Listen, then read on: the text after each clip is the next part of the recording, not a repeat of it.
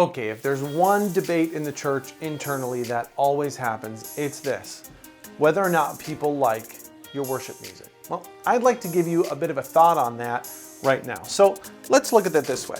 Worship, especially worship through music or dance or whatever, worship is an art, because music is art. And how is art judged? Well, art is judged by the people that listen to it. And we know this. You can look at a painting, it can make you feel a certain way. You can listen to a piece of music and it can make you feel a certain way. And sometimes you like it and it's good. And sometimes you like it and it's not so good. But it's based on what? It's based on how you're feeling. Maybe the stage of life that you're in, or something that's just happened, or maybe the burrito that you just ate. I'm not really sure. But here's the thing about art. Art is, at its core, subjective. And that means that worship through music is also subjective, based on who's taking it in and where you are in the moment.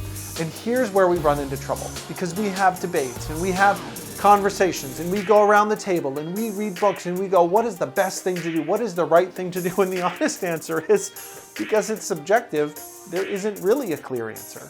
There's nothing to anchor that answer to. For as long as you're taking an art form and you're giving it to people, those people will interpret it and feel the way that they're feeling about it. Have you ever had your favorite song come on the radio, but you're in such a mood that you actually don't want to listen to it right now and you turn it off? That's kind of what we're talking about. It means that even in the best of moments when something should work, sometimes you're just not feeling it.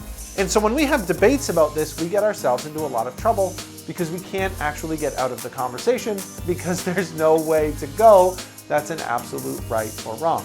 So how do we do it? Well, let me give you one tip on things that you can do, something that you can do right away when this conversation starts to come up.